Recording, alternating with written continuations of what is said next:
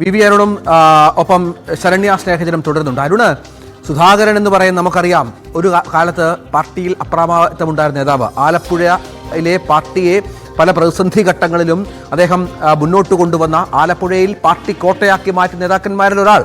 അദ്ദേഹം നമ്മളോട് പറയുന്ന പ്രധാനപ്പെട്ട കാര്യം പിണറായിയുമായി എത്രത്തോളം അടുപ്പമുള്ള നേതാവായിരുന്നു ഒന്നാം പിണറായി മന്ത്രിസഭയിലെന്ന് നമുക്കറിയാം. പിണറായിയുടെ ഏറ്റവും അടുത്ത നേതാവ്, പിണറായിയുടെ മനസാക്ഷി എന്നൊക്കെ അന്ന് വിശേഷിപ്പിക്കപ്പെട്ടിട്ടുണ്ട്. പക്ഷെ അദ്ദേഹം ഇപ്പോൾ പറയുന്നത് പിണറായി വിജയനുമായി ഇപ്പോൾ മാനസികമായ അടുപ്പമില്ല. VS-നപ്പുറം തനിക്കൊരു നേതാവ് അന്നും ഇന്നും ഉണ്ടായിട്ടില്ല. പക്ഷേ എല്ലാ കാലത്തും സംസ്ഥാന കമ്മിറ്റിക്കൊപ്പം നിന്നു. പിണറായി നയിച്ച സ്റ്റേറ്റ് കമ്മിറ്റിക്ക് ആലപ്പുഴയിൽ നൽകിയ പിന്തുണ ചെറുതല്ല. തനിക്കൊന്നിലും ഒരു ഓർമ്മക്കുറവില്ല, അകലമല്ല. ആരാണ് മാറുതെന്നും ജി സുധാകരൻ പറയുന്നു. ആ വാക്കുകൾ കേട്ടതിന് ശേഷം അരുണിലേക്ക് വരാം. VS-നപ്പുറം എനിക്കൊരു നേതാവില്ല, അത് വേറെ കാര്യം. അന്നും ഇല്ല ഇന്നുമില്ല. പക്ഷേ പിണറായി നയിച്ച സ്റ്റേറ്റ് കമ്മിറ്റി ഞാൻ ഞങ്ങൾ നല്ല സപ്പോർട്ട് കൊടുത്തിട്ടുണ്ട് ആലപ്പുഴ. ആ സപ്പോർട്ടൊന്നും ചെറുതല്ല. ആ കാലത്ത് സംസ്ഥാനം മുഴുവൻ വലിയ സ്വാധീനം ഉണ്ടാക്കുന്ന ഒരു സപ്പോർട്ട് പിണറായിക്കറിയാം. ആ സ്നേഹവും ആ വിശ്വാസവും പിണറായിക്ക് എന്നോട് ഇപ്പോഴും ഉണ്ടെന്നാണ് വിശ്വാസം. അപ്പോൾ ഞങ്ങൾ തമ്മിൽ ഇലക്ഷൻ കാലത്ത് തന്നെ വിളിച്ച് ഒരുപാട് സംസാരിച്ചു. അങ്ങനെ 2 തവണ കണ്ട 3 വർഷത്തിന് ആദ്യമായിട്ടാണത്. അപ്പോൾ പഴയ പോലുള്ള അടുപ്പം നിയമസില്ല, അടുപ്പമല്ല, മനസ്സുകൊണ്ടല്ല, ഇല്ല. പക്ഷേ ഞാൻ പരിചയപ്പെട്ട കാലത്തോളം ആ ഒരു ഇത് ഉണ്ടായിരുന്നു. ആലപ്പുഴയ്ക്കൊരു പ്രാധാന്യം അധികം കൊടുത്തിരുന്നു. അത് ഞങ്ങളുടെ കാലം പറയാം. അന്ന് ഇതൊന്നും ബാധിച്ചില്ല. എല്ലാ സമുദായം വോട്ട് ചെയ്യല്ലേ. ഒരു കാലത്ത് മുസ്ലിം സമുദായം കാര്യമായിട്ട് ചെയ്യത്തില്ലായിരുന്നു. കോൺഗ്രസ് ആണ് എല്ലാം ചെയ്തല്ലേ ഞങ്ങളൊക്കെ ജയിച്ചത്. 9-8 കായംകുളം ജയിച്ചത് എങ്ങനെ? മുസ്ലിം വോട്ടല്ലേ. അമ്പലപ്പുഴ ജയിക്കുന്നത് എങ്ങനെ? മുസ്ലിം വോട്ടല്ലേ. ഇതെല്ലാം മുസ്ലിം വോട്ട് 10,000-കണക്കിന് വോട്ടായി 2 മണ്ഡലങ്ങൾ. അതൊക്കെ ഞങ്ങൾ ജയിച്ചില്ലേ.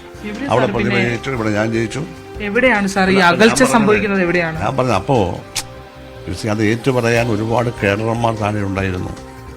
പ്രസംഗിക്കാൻ അറിയാവുന്നവരുണ്ടായിരുന്നു. ഐഡിയോളജിക്കലായിട്ടുള്ള ജാതിമത ശക്തികളെ എതിർത്ത് തോൽപ്പിച്ചാണ് കമ്മ്യൂണിസ്റ്റ് പാർട്ടി വളരുന്നത്. ആ വളർച്ചയുടെ ഗ്രാഫ് മനസ്സിലാക്കി അതിൻ്റെ മുകളിൽ നിന്ന് മുന്നോട്ട് കൊണ്ടുപോകേണ്ടതാണെന്ന് എല്ലാ കേഡർമാരും ഒരുപോലെ കരുതിയ ഒരു കാലം ഉണ്ടായിരുന്നു. കാരണം ആ ബോധമുള്ളത് കൊണ്ടാണ്. ഇന്ന് ആ ബോധത്തിൽ താഴോട്ട് വരുമ്പോൾ കുറച്ച് മാറ്റം വരുന്നു. അത് നമുക്ക് മനസ്സിലാക്കി തിരുത്തിയാൽ മതി. ഇനിയിപ്പം ഐഡിയോളജിയാണ് പ്രശ്നം.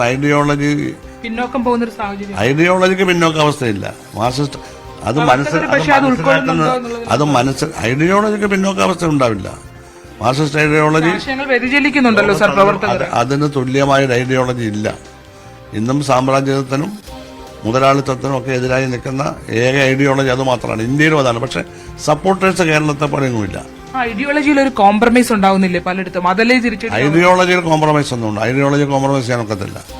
ഐഡിയോളജിയുടെ ആപ്ലിക്കേഷൻ അല്ലേ എവിടെയെങ്കിലും ഉണ്ടോ എന്നുള്ളത് എനിക്കറിയില്ല, പരിശോധിക്കണം. അപ്പോൾ എവിടെയാണെന്ന് നിങ്ങളെന്താ ഉദ്ദേശം അറിയില്ല, നിങ്ങളത് പരിശോധിച്ചോളൂ. എനിക്ക് അഭിപ്രായം അതിൽ ഐഡിയോളജി ആപ്ലിക്കേഷനൊന്നും കോംപ്രമൈസ് നടത്താൻ പറ്റില്ല. നടത്തിയാൽ ശരിയാവില്ല. അതെവിടെയെങ്കിലും നടത്തുന്നുണ്ടോയെന്ന് എനിക്കെന്ത്. അരുൺ, ദൃഢഹൃദയനായ ആലപ്പുഴയിലെ നേതാവാണ് സുധാകരൻ. നമുക്കറിയാം കഴിഞ്ഞ കുറേ നാളുകളായി അദ്ദേഹത്തിന്റെ പാർട്ടിയിലുള്ള സ്ഥാനം അറിയാം. അദ്ദേഹം എങ്ങനെ മാറ്റി നിർത്തപ്പെടുന്ന അറിയാം. പക്ഷേ അദ്ദേഹം പറയുന്നതിന് പുതിയൊരു പശ്ചാത്തലം കൂടിയുണ്ട്. ഇന്നലെ തോമസ് ഐസക് ചില കാര്യങ്ങൾ തുറന്നു പറയുന്നു ഒരു യൂട്യൂബ് ചാനലിനോട് ശക്തമായ ഭാഷയിൽ. ഇവരൊക്കെ പാർട്ടിക്കകത്ത് കൃത്യമായ പാർട്ടി അച്ചടക്കം പാലിച്ച് പാർട്ടി ചട്ടക്കൂടിൽ നിന്ന് പാർട്ടി പ്രവർത്തനം നടത്തി പറയേണ്ട കാര്യങ്ങൾ മാത്രം തുറന്നു പറഞ്ഞ് പാർട്ടിയുമായി ബന്ധപ്പെട്ട കാര്യങ്ങൾ പാർട്ടിക്കുള്ളിൽ മാത്രം പറഞ്ഞ് ശീലിച്ച നേതാക്കൾ ഈ പുതിയ കാലത്ത് വെളിപ്പെടുത്തി നടത്തുന്നതിന് മറ്റൊരു പശ്ചാത്തലം കൂടിയുണ്ട്. അത് മറ്റൊന്നുമല്ല, തെരഞ്ഞെടുപ്പിലുണ്ടായ വലിയ പരാജയമാണ്. പാർട്ടി കേന്ദ്രങ്ങളിൽ പോലും BJP നടത്തിയ മുന്നേറ്റമാണ്. വലിയ തിരിച്ചടിയാണ് ദേശീയതലത്തിൽ പോലും ഉണ്ടായത് എന്ന തിരിച്ചറിവിലാണ്. അപ്പോൾ സ്വാഭാവികമായും അവർ ഇതൊക്കെ പറഞ്ഞേ പറ്റൂ. അതിനപ്പുറം എന്തെങ്കിലും കാണണോ ഈ തുറന്ന പറച്ചിലുകളെ? രഞ്ജിത്ത്, ജി സുധാകരൻ ഇപ്പോൾ CPM-ന്റെ ബ്രാഞ്ച് അംഗം മാത്രമാണ്. ആ ബ്രാഞ്ച് അംഗം എന്ന് പറഞ്ഞ് മാത്രം ഒതുക്കാൻ പറ്റുന്ന നേതാവല്ല പക്ഷേ ജി സുധാകരൻ. അദ്ദേഹം CPM-ന്റെ അനിശ്ചിത നേതാക്കളിൽ ഒരാൾ തന്നെയാണ്. ഇപ്പോഴും ഏതാനും മാസങ്ങൾക്ക് മുമ്പാണ് അദ്ദേഹം ബ്രാഞ്ചിലേക്ക് മാറ്റപ്പെട്ടത്. പാർട്ടിയിലെ പ്രായപരിധി നിബന്ധനയുടെ ഭാഗമായി അദ്ദേഹം മാറുകയായിരുന്നു. പക്ഷേ ജി സുധാകരൻ തുറന്നു പറച്ചിൽ അസാധാരണമാണ്. CPM-ൽ അധികം ഉണ്ടായിട്ടില്ലാത്തൊരു തുറന്നു പറച്ചിലതിനെ കാരണം CPM-ന്റെ രാഷ്ട്രീയ രീതികൾ അറിയാവുന്ന, CPM-ന്റെ നയപരിപാടികൾ അറിയാവുന്ന, എല്ലാ രഹസ്യങ്ങളും അറിയാവുന്ന നേതാക്കളിൽ ഒരാളാണ് ജി സുധാകരൻ. പ്രത്യേകിച്ചും ഇന്നത്തെ പിണറായി വിജയൻ ആയതിനു പിന്നിലുള്ള രാഷ്ട്രീയ നീക്കങ്ങളുണ്ട്. പാർട്ടിയിലെ ഗ്രൂപ്പ് സമവാക്യങ്ങളിൽ VS അച്യുതാനന്ദനെ മറികടന്ന് ഒരുപക്ഷെ വെട്ടിനിരത്തി പിണറായി വിജയൻ മുകളിലേക്ക് വന്നെങ്കിൽ അതിന് ജി സുധാകരൻ നേതാവ് നൽകിയ സംഭാവന തീരെ ചെറുതല്ല. അദ്ദേഹം ഇതിൽ കൃത്യമായി തന്നെ ഈ അഭിമുഖത്തിൽ പറയുന്നുണ്ട്. ആലപ്പുഴയിലെ പാർട്ടി പിടിക്കാൻ താൻ കൂടെ നിന്നതിൻ്റെ കാരണങ്ങൾ VS-നെ പോലും മറികടന്ന്, തൻ്റെ എക്കാലത്തെ നേതാവ് VS അച്യുതാനന്ദനാണ്, ആ നേതാവിനെ പോലും മറികടന്നുകൊണ്ട് പിണറായിക്കൊപ്പം നിന്നത് സംസ്ഥാന സമിതി അംഗം എന്ന നിലയിലാണ്. അതുകൊണ്ട് തന്നെ അത്തരം കാര്യങ്ങൾ കൂടി അദ്ദേഹം തുറന്നു പറയുകയാണ്. പാർട്ടി പിടിക്കാൻ അത്തരത്തിൽ ചില നേതാക്കൾ പിണറായിക്കൊപ്പം നിന്നിരുന്നു. അത് ഓരോ ജില്ലകളിലും ഓരോ നേതാക്കളുണ്ട്. തിരുവനന്തപുരത്ത് V ശിവൻകുട്ടിയും കടകംപള്ളി സുരേന്ദ്രനെ പോലുള്ള നേതാക്കളുണ്ടായിരുന്നു. അങ്ങനെ ഓരോ ജില്ലകളിലും അത്തരത്തിലുള്ള നേതാക്കളുടെ വലിയൊരു നിര തന്നെ ഉണ്ടായിരുന്നു. അതിൽ ആലപ്പുഴയിലെ പ്രധാനിയായിരുന്നു ജി സുധാകരൻ. അദ്ദേഹം അത് തുറന്നു പറയുമ്പോൾ അദ്ദേഹത്തിൻ്റെ സൂചിപ്പിച്ച തന്നെയാണ് കൃത്യമായ വാക്ക്. വ്രണത ഹൃദയനാണ് അദ്ദേഹം. അതിന് കാരണം അദ്ദേഹത്തെ കഴിഞ്ഞ തവണ അദ്ദേഹം വീണ്ടും മത്സരിക്കണമെന്ന് ആഗ്രഹിച്ചിരുന്ന ആളാണ്. സംസ്ഥാന സമിതിയിൽ നിന്ന് പ്രായപരിധി ബന്ധങ്ങളുടെ പേരിൽ ഒഴിവാക്കപ്പെട്ടയാളാണ്. മാത്രമല്ല ആലപ്പുഴയിലെ പുതിയ പാർട്ടി നേതൃത്വം സജി ചെറിയാനും സലാമും ഉൾപ്പെടുന്ന നാസറും ഒക്കെ ഉൾപ്പെടുന്ന പുതിയ നേതൃത്വം അദ്ദേഹത്തെ അവഗണിക്കുന്നു, അദ്ദേഹത്തെ നിരന്തരം വേട്ടയാടുന്ന പരാതിയുള്ളയാളാണ് അദ്ദേഹം. ആ സുധാകരൻ ഇങ്ങനെ തുറന്നു പറയുമ്പോൾ വളരെ ഗുരുതരമായ ആരോപണങ്ങളാണ്. അതിന് അദ്ദേഹത്തെ പറയാൻ പ്രേരിപ്പിച്ചത്. എനിക്കൊരു സംശയമുള്ളത്, അതായത് എപ്പോഴാണ് ഈ പിണറായി വിജയനും സുധാകരനുമായി അകന്നത് എന്നുള്ളതാണ്. നമുക്കറിയാം പിണറായിക്ക് വേണ്ടി VS-ഉം വിഷയത്തിൽ എത്രത്തോളം അദ്ദേഹം പിണറായിക്കൊപ്പം നിന്നു. ആലപ്പുഴ ജില്ലാ ഘടകത്തെ മുഴുവൻ പിണറായിക്കൊപ്പം നിർത്തി സംസ്ഥാന സമ്മേളനങ്ങളിൽ പോയി നമ്മൾ കണ്ടതാണ്. VS-നോട് അടുപ്പമുള്ള ആളായിരുന്നു, VS-ഉമായി തെറ്റുന്നു. ഇപ്പോൾ അദ്ദേഹം വീണ്ടും പറയുകയാണ് എനിക്ക് അന്ന് ഇന്ന് ഒറ്റ നേതാവ് മാത്രമേ ഉള്ളൂ VS എന്ന്. അത് ആ ഒരു മാറ്റം ഏത് സാഹചര്യത്തിൽ സംഭവിച്ചു? പിണറായിക്ക് എന്തുകൊണ്ടാണ് സുധാകരനെ അങ്ങനെ അകറ്റി നിർത്താൻ സാധിക്കുന്നത് ഈ ഘട്ടത്തിൽ എന്നുള്ളതാണ്. രഞ്ജിത്ത്, VS അച്യുതാനന്ദന് ശേഷം ആലപ്പുഴ ജില്ലയിൽ ഏറ്റവും അധികം സ്വാധീനമുള്ള നേതാക്കളിൽ ഒരാളാണ് ജി സുധാകരൻ. പക്ഷേ തോമസ് ഐസക്കും ആലപ്പുഴ കേന്ദ്രീകരിച്ച് പ്രവർത്തിക്കുന്ന നേതാവാണെങ്കിൽ പോലും അദ്ദേഹത്തെക്കാൾ ഉപരി ആലപ്പുഴ ജില്ലയിൽ പാർട്ടിയുടെ കൃത്യമായ കടിഞ്ഞാൻ പതിറ്റാണ്ടുകൾ ജി സുധാകരൻ്റെ കൈവശമായിരുന്നു. അവിടെ നിന്ന് പുതിയ നേതൃത്വം സജി ചെറിയാൻ നേതൃത്വത്തിൽ ഉദയം ചെയ്യുന്നു. നാസറും അതുപോലെ തന്നെ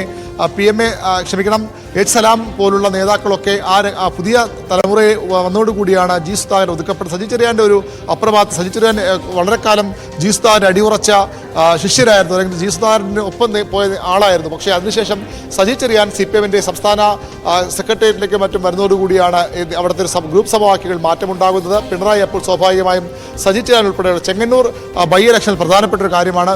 ചെങ്ങന്നൂരിൽ സജി ചെറിയാൻ ബൈ ഇലക്ഷൻ ജയിച്ചു വരുന്നതോടുകൂടി അദ്ദേഹം CPM-ൻ്റെ ആലപ്പുഴയിലെ നമ്പർ 1 നേതാവായി മാറുന്നു. അവിടെ മുതലാകാം ഒരുപക്ഷെ ഇത്തരം തെറ്റുകൾ പിണറായി വിജയനുമായി ഉണ്ടാകുന്നത്. കഴിഞ്ഞ തവണ സീറ്റ് നിഷേധിക്കപ്പെട്ടതോടുകൂടി EP ജയരാജനും AK ബാലനും തോമസ് ഐസക്കും അതുപോലെ ജി സുധാകരൻ നേതാക്കൾക്ക് സീറ്റ് നിഷേധിക്കപ്പെട്ടതോടുകൂടി സുധാകരൻ മറ്റു തലത്തിലേക്ക് കാര്യങ്ങൾ കാണാൻ തുടങ്ങി. അവിടെയാണ് അദ്ദേഹം പിണറായിയുമായി മാനസികമായി അകലുന്നത്.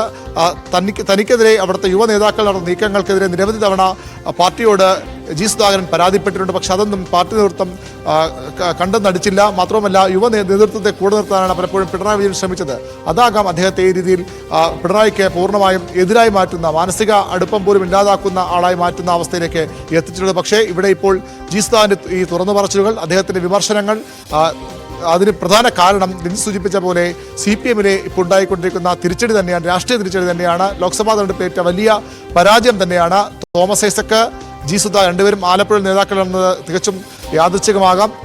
പക്ഷേ ഒരാൾ കേന്ദ്ര കമ്മിറ്റി അംഗമാണ്, ഒരാൾ സംസ്ഥാന സമിതിയിൽ താൻ സംസ്ഥാന സമിതിക്ക് അപ്പുറത്തേക്ക് പോകേണ്ട സ്വയം തീരുമാനിച്ച നേതാവാണ്. സംസ്ഥാനത്ത് ഒരുപക്ഷെ ഏറ്റവും കേന്ദ്ര കമ്മിറ്റിയിലേക്ക് വളരെ മുമ്പ് എത്തിപ്പെട്ട നേതാവ്. അദ്ദേഹത്തിൻ്റെ ഒരു പലപ്പോഴും സംസാരിക്കുമ്പോൾ പറയുന്നത്, ഞാൻ ഇപ്പോഴത്തെ പല PB അംഗങ്ങളെക്കാൾ മുമ്പ് ഇത്തരം പദവികൾ എത്തേണ്ട ആളായിരുന്നു ഞാൻ എന്നൊരു പരാതി പലപ്പോഴും പറയുന്ന ആളാണ് അദ്ദേഹം. അത്തരമൊരു നേതാവ് തുറന്നു പറയുമ്പോൾ തോമസ് ഐസക്ക് പറഞ്ഞതുമായി ചേർത്ത് വായിക്കണം. പാർട്ടിയുടെ പോക്ക് ശരിയല്ല. എന്തുകൊണ്ട് പാർട്ടി മുന്നണി വലിയ തിരിച്ചടി നേരിടുമെന്ന് ചോദിച്ചാൽ അതിനു കാരണം പാർട്ടിക്കുണ്ടായ മാറ്റങ്ങളാണ്, പാർട്ടിയിലെ ഇത്തരം അനഭിലഷിത പ്രവണതകളാണ്. അതാണ് ജി സുധാകരൻ തുറന്നു പറയുന്നത്. അതായത് ഈ